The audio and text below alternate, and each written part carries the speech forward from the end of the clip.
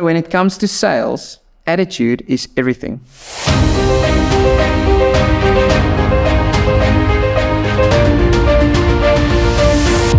When is the last time you've been blown away by an amazing individual that has reached incredible heights in life?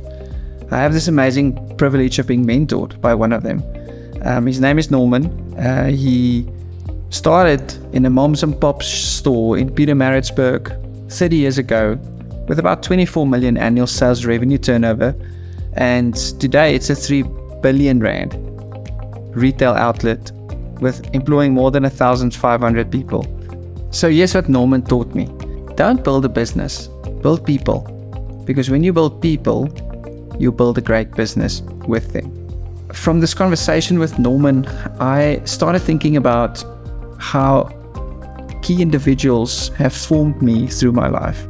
And one of the key things that people that I've worked for always recommend and commend me for is for a great attitude. I want you to know that it's probably in relation to sales and building a strong sales team, one of the critical things you need to make sure your sales team possess. So what is a good attitude? What does it look like? I believe a good attitude and building a great attitude consists out of 4 main things you need to think about. Firstly, you've got to know what you believe, and you've got to be positive and believe in the impact that your passion and drive can accomplish. I surround myself with people who are optimistic. I love being around them. They bring in energy. They bring life. They want to do something. There is a life-giving space wherever they go.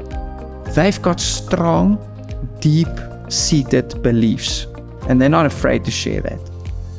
And that's what drives a great attitude. The second thing is having a very strong self-image.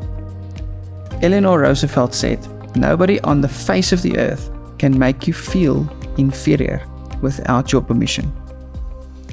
Isn't that extraordinary? I think a lot of people today struggle to close a sale even though they're so close, just because they fear rejection. Don't live by fear, live by faith. I love the way John Eldridge framed it when he says in his book, Wild at Heart, "Let men feel the weight of your presence and let them deal with it." One of the key things that I hold on to as I think about working with people and inspiring them and really getting close to my customers is I really believe that what I have to give is something that is super valuable. The third element of having a great mental attitude is your attitude towards a prospective client. This one I learned from Dale Carnegie in his book, How to Win Friends and Influence People. And he powerfully says the following thing. He says, don't be interesting, be interested. There's a huge difference. Feel what they feel and then relate. Your attitude towards a prospective client should always be to assume that they're more willing to buy than you and I are willing to ask. And that's what you need to grow in. The ability to get close to your customer and then remember to close the deal. Now, the mistake we make is we go in for the close too fast. Build that connection with the client first so that they feel you're willing to invest in them and in the relationship before you expect something in return. So it's so amazing when you actually make time to listen to people's stories and connect with them. And that's really what it's all about, which leads into my final point. One of the critical attitudes you need to develop is an attitude of loving yourself as a sales professional. Few people see that as a profession. I think that's a tragedy, because really, if you think about it, if you love what you do, you won't work a day of your life, firstly. But secondly, and more importantly, if you take it serious, people are going to feel that you take yourself serious, which leads to that second point about your self-image and investing in that.